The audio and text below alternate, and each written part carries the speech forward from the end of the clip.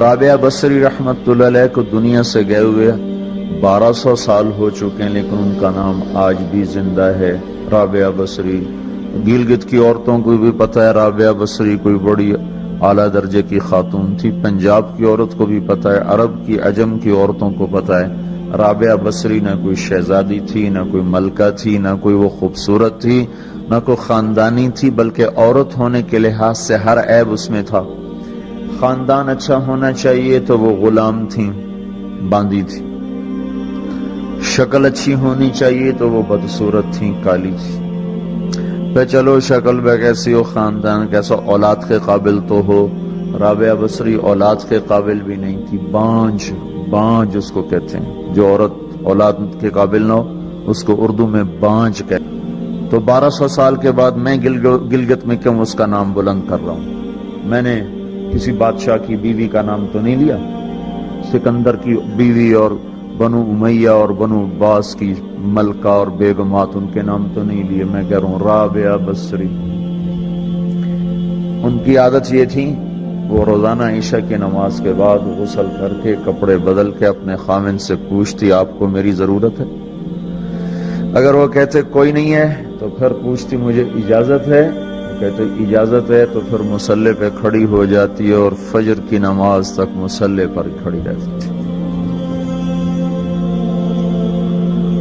ان کا خاوند جلدی فوت ہو گیا، جوانی میں ہی بیوہ ہو گئی، تو حسن بصری بصرہ کے امام، کیا سارے مسلمانوں کے امام تھے، وہ خود آئے، خود چل کے آئے کہ میں آپ سے شادی کرنا چاہتا ہوں۔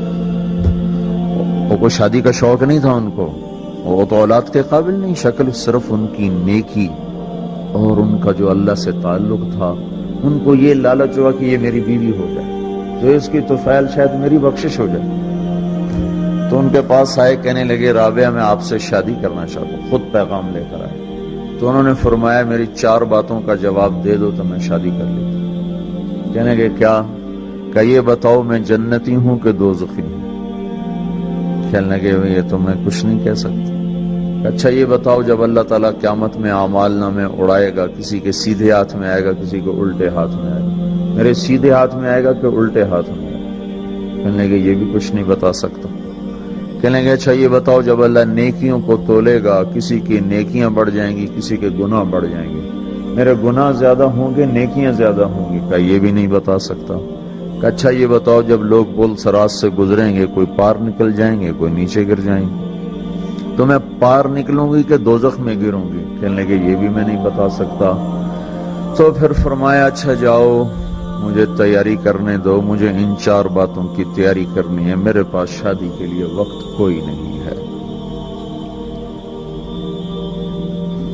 ایک دن اٹھی، سالن پکانے کے لیے سالن ہانڈی، دیکھا تو پیاز کوئی نہیں، اب پیاز کاٹ کے ہانڈی میں ڈالا جاتا ہے۔ اب پریشان بیٹھی ہیں، نہ کوئی بیٹا، نہ بیٹی، نہ خامد، نہ بھائی، نہ کوئی خادمہ۔ تب سوچ میں پڑی پیاز کہاں سے لوں؟ اوپر سے ایک چیل اڑتی ہوئی جا رہی تھی، اس کے پنجوں میں پیاز تھا۔ جب وہ اوپر آئی ہے تو اس کے پنجے چھوٹے اور پیاز سیدھا رابعہ بصری کی گود میں آ کے گرا۔ جو ہم سے دوستی لگاتے ہیں ہم پرندوں کو ان کا خدمت گزار بنا دیتے ہیں، ہاں جو اللہ سے دوستی لگا لیتے ہیں اللہ دنیا ان کے لیے مسخر کر دیتا، اللہ دنیا ان کے پاؤں میں ڈال دیتا۔ تو جب ان کا انتقال ہوا، رات کو ان کا انتقال، تو اپنی خادمہ سے کہا بس 2-4 آدمی بلا کے مجھے جلدی سے دفن کر دو، کسی کو نہ بتاؤ، صبح لوگوں کو بتا دینا اور مجھے کفن دینا میری اس چادر میں جس میں میں تہجد پڑھا کرتی تھی۔ تو انہوں نے راتوں رات دفن کر کے صبح اعلان کیا، شور مچ گیا، ہائے کیوں بتایا، کیوں نہیں بتایا، کیوں؟ تو اگلی رات ان کی خادمہ نے ان کو خواب میں دیکھا، سبز لباس پہنا ہوا، حسن و جمال، سورج چہرے پہ چمک رہا۔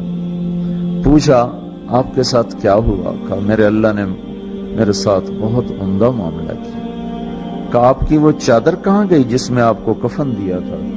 کہا وہ اللہ تعالیٰ نے اتار لی ہے، اور مجھے جنت کا جوڑا پہنایا ہے، اور اس چادر کو اللہ نے سنبھال کے رکھا ہے، جب قیامت کے دن میری نیکیوں کو اللہ تولے گا تو اس چادر کو بھی اس میں تولے گا۔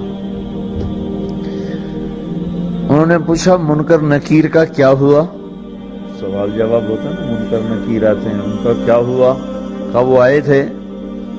تو انہوں نے مجھ سے کہا من رب کی، تیرا رب کون ہے، تیرا رب کون ہے؟ تو میں نے منکر نکیر سے کہا جس اللہ کو 40 سال نہیں بھلایا اس کو 4 ہاتھ زمین کے نیچے آ کر میں بھول جاؤں گی۔ یہ نہیں کہا ربی اللہ ہے، بلکہ ان کو یوں کہا کہ جس رب کو 40 سال میں نہ بھلا سکی اس کو 4 ہاتھ زمین کے نیچے آ کر میں بھول جاؤں گی۔ تو منکر نکیر نے کہا اس کا آگے کیا حساب لینا، چلو بھائی واپس چلو، چلو بھائی واپس چلو۔ یہ بات آپ نے حضرت عمر سے فرمائی تھی، عمر وہ کیا دن ہوگا جب تو قبر میں ہوگا اور منکر نکیر آئیں گے زمین کو چیرتے ہوئے، اور ان کے ہاتھ میں ہتھوڑا ہوگا، ساری دنیا کے انسان جن اٹھانا چاہیں تو اٹھا نہیں سکیں گے، اور ان کی آواز میں بجلی کی کڑک ہوگی، اور وہ زمین کو چیرتے ہوئے آئیں گے، ان کے دانت لمبے ہوں گے، تو وہ آ کر تم سے سوال کریں گے من ربک ما دینک من نبیک۔ تو حضرت عمر کہنے لگے یا رسول اللہ میرے ہوش ٹھیک ہوں گے، جیسے میں اب بیٹھا ہوں میں ایسے ہوں گا؟ تو ہمارے نبی نے فرمایا ہاں تو ایسے ہی ہوگا جیسے تو اب بیٹھا ہوا ہے۔ تو کہنے لگے پھر میں اچھی طرح ان سے نمٹ لوں گا۔ تو جبریل آئے، کہنے لگے یا رسول اللہ ہم دیکھ رہے ہیں آگے کہ عمر کو جب قبر میں ڈالا جائے گا اور آ کر منکر نکیر ان سے سوال کریں کہ من ربک، تو یہ کہیں گے ربی اللہ فمن ربکما، میرا رب تو اللہ ہے، تم بتاؤ تمہارا رب کون ہے؟ میرا دین تو اسلام ہے، تم بتاؤ تمہارا دین کیا ہے؟ تو وہ منکر نکیر کہیں گے عجیب بات ہے، ہم تمہارا حساب لینے آئے کہ تم